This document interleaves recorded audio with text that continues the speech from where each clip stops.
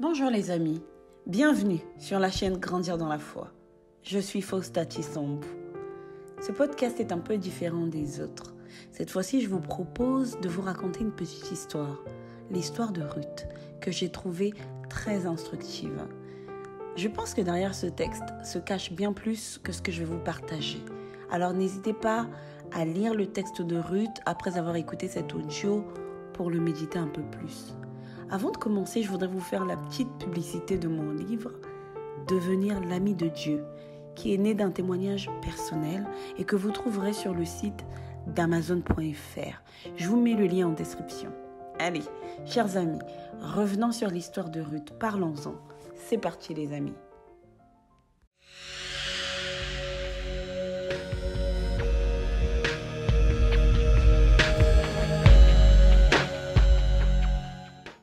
Le livre de Ruth fait partie de l'Ancien Testament.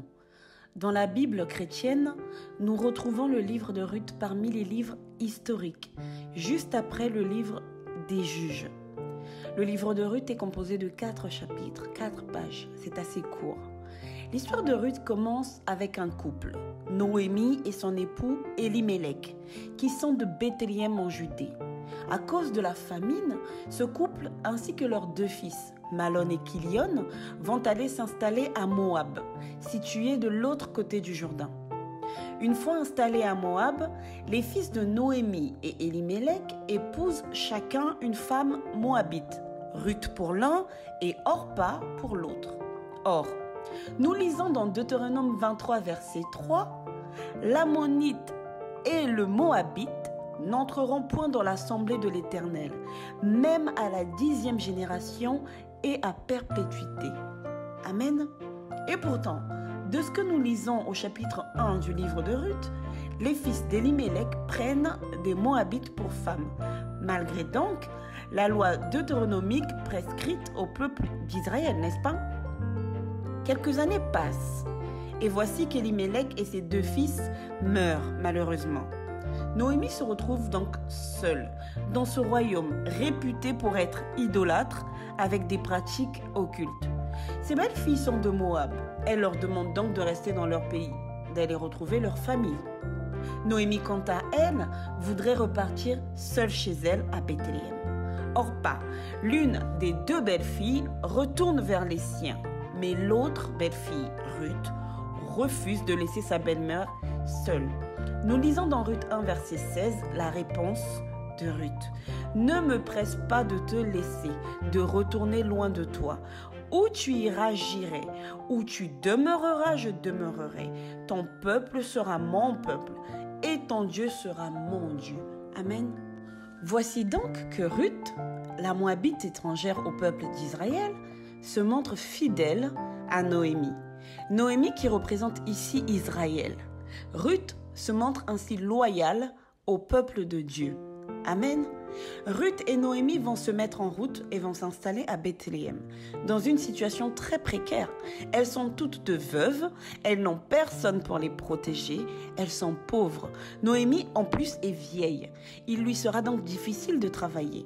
Et Ruth, quant à elle, se met dans une situation dangereuse, car, rappelons-nous, elle est moabite, elle n'est pas la bienvenue en Israël. Cependant, dans tout cela, Ruth va apprendre que la loi d'Israël autorise les étrangers et les pauvres à glaner, c'est-à-dire à ramasser dans les champs les épis qui ont échappé aux moissonneurs. C'est ce que nous lisons dans Lévitique 23, verset 22. « Quand vous ferez la moisson dans votre pays, tu laisseras un coin de ton champ sans le moissonner, et tu ne ramasseras pas ce qui reste à glaner. Tu abandonneras cela aux pauvres et à l'étranger. Je suis l'Éternel, votre Dieu. » Amen. Ruth, nous le voyons au début du chapitre 2, va se proposer elle-même d'aller glaner. Nous voyons ici une jeune femme courageuse, travailleuse, humble, qui refuse de s'apitoyer sur son sort. Amen. En parallèle, Noémie, quant à elle, se lamente. Tous ses malheurs sont grands. Et ce qu'elle ressent est justifié quand même. Noémie a tout perdu, son mari, ses enfants. Seulement, à cause de sa détresse, Le sacrifice de Ruth est transparent pour Noémie. Elle ne veut même plus qu'on l'appelle Noémie d'ailleurs, qui veut dire gracieuse. Elle veut qu'on la nomme désormais Mara, pour dire vide, amertume. Noémie dit à l'Éternel, tu m'as humilié, tu m'as rempli d'amertume, tu me ramènes les mains vides. Voyez-vous ça les amis? Elimelech et Noémie ne connaissaient-ils pas la loi de l'Éternel quand ils ont quand même décidé d'aller s'installer à Moab? Et maintenant, dans ses malheurs, Noémie ne se repent pas. Elle ne se remet pas en question. Elle ne se fait pas humble. Elle ne demande pas vraiment la consolation ou le secours de l'Éternel, mais elle choisit la lamentation. Elle accuse le Tout-Puissant d'être à l'origine de ses malheurs, au point de ne pas voir la grâce que le Seigneur lui donne à travers la présence et la loyauté de sa belle-fille, qui accepte d'aller travailler pour nourrir sa belle-mère. Toutefois, si nous reprenons notre récit, voici que le hasard, ou j'ai plutôt envie de dire la grâce de Dieu, conduit Ruth à glaner dans un champ appartenant à Boz. Ruth ne le sait pas encore, mais Boz n'est autre qu'un parent d'Elimelech, l'époux décédé de Noémie. Or, l'une des lois du peuple juif, le Lévira, imposait aux plus proches parents d'un défunt de racheter ses biens. Et une autre loi du peuple juif, couplée au Lévira, imposait d'épouser la veuve afin que le nom du défunt ne disparaisse pas. Cependant, Noémie est trop vieille pour qu'on l'épouse à nouveau. Mais Ruth est jeune. Ruth devient donc une possible issue de secours pour sa belle-mère. De plus, on nous précise exprès au début du chapitre 2 que Boz est un riche terrien. Pour reprendre un peu le fil de notre récit, Boz remarque qu'il y a une nouvelle servante dans son champ. Il se renseigne auprès de ses serviteurs qui lui disent que Ruth est la belle-fille de Noémie. Et ses serviteurs lui rapportent tout ce que Ruth a fait pour Noémie. Boz comprend donc qu'il s'agit de son parent et il est ému par la loyauté, la fidélité, le courage et le côté travailleur de Ruth.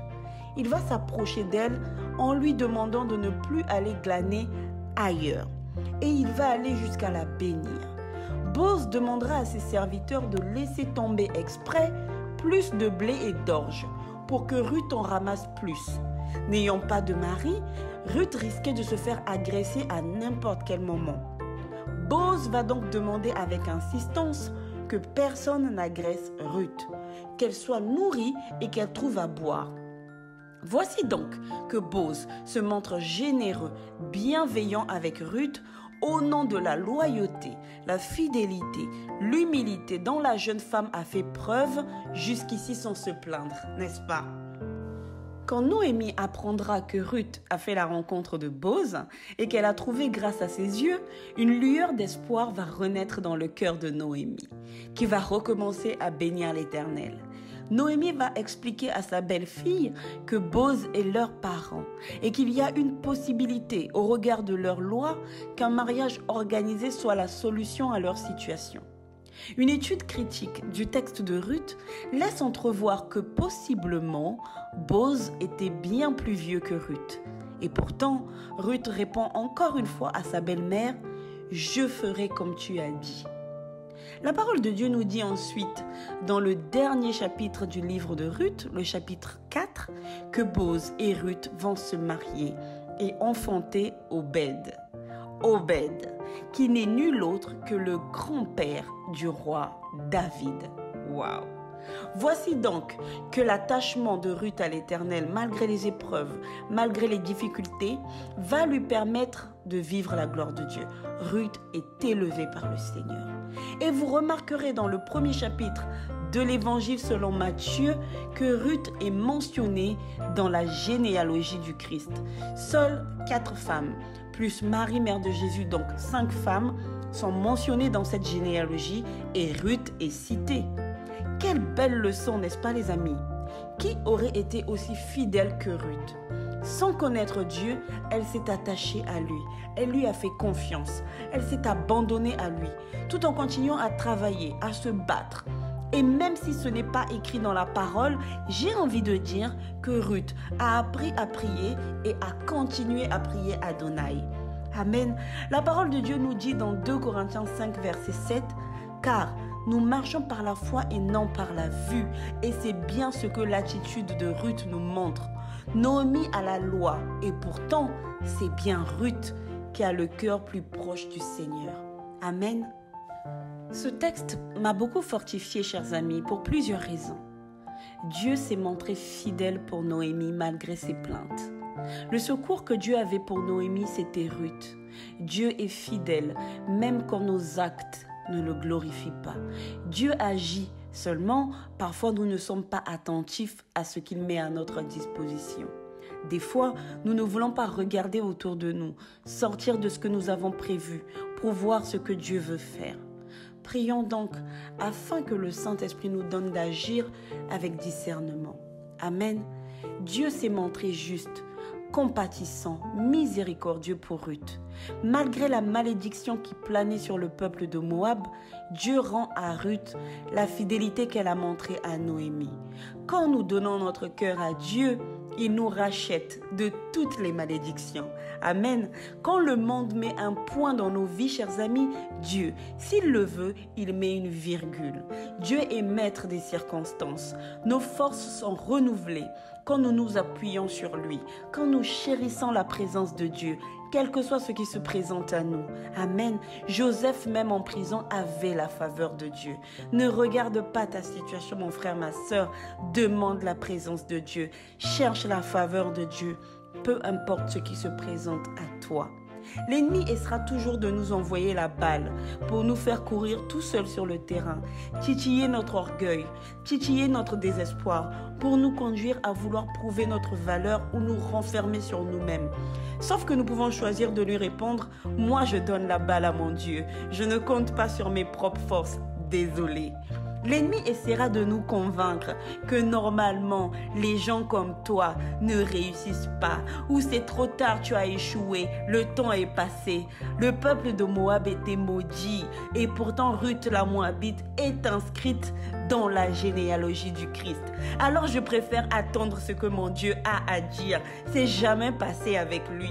C'est lui seul qui a le dernier mot. Tant que Dieu n'a pas dit c'est fini, eh bien, ce n'est pas fini. C'est aussi rassurant de réaliser qu'à travers tout ce que nous vivons, à travers nos choix, malgré nos erreurs, nos épreuves, Dieu peut permettre une fin favorable, comme si tout rentrait quand même dans son plan. Amen. Voilà les amis, c'est presque la fin de cet audio. J'espère que vous en avez été fortifiés. À la suite de ce podcast, je vous invite vraiment à lire le livre de Ruth ou l'écouter via YouTube pour le méditer, afin que le Saint-Esprit mette dans vos cœurs des paroles que peut-être vous n'avez pas trouvées à travers cet audio et qui vont donc compléter tout ce qui a été dit afin que votre cœur soit bien nourri de tout cela. N'hésitez pas à laisser vos commentaires sur la chaîne et à partager l'audio si vous pensez qu'il peut fortifier un frère ou une sœur. Peut-être pourrons-nous partager quelques histoires comme ça sur la chaîne, par exemple le récit du livre d'Esther ou celui de Joseph, etc. N'hésitez pas à nous dire ce que vous en pensez en commentaire. Prenez bien soin de vous, chers amis. Dieu nous donne son amour, sa paix, sa joie. Saisissons tout ça dans notre cœur, quelles que soient les circonstances. Nous donnons toutes nos circonstances au Seigneur, surtout les plus difficiles, maladie, infidélité, chômage, dépression, violence, harcèlement, découragement, fatigue, tout ce que nous subissons. Seigneur, pour tout cela, que ta volonté à toi seul soit faite. Nous déposons tout dans tes mains et nous bénissons au nom de Jésus-Christ toutes les personnes qui nous ont causé des blessures intérieures. Mes chers amis, je vous invite à citer nom et prénom des personnes qui vous causent des blessures intérieures et à les bénir au nom de Jésus-Christ. Faites-le les amis, autant de jours qu'il faudra jusqu'à ce que ce poids vous soit retiré. Bénissez. Nous bénissons car nous ne parlons pas le même langage que l'ennemi. Nous parlons le langage de notre Père Céleste. L'ennemi ne supporte pas d'être béni, mais il supporte d'être insulté. Il en rigole car c'est son langage. Nous bénissons. Amen. Soyez bénis en notre Seigneur Jésus-Christ. À bientôt si Dieu le veut. Amen, amen. Ciao, ciao.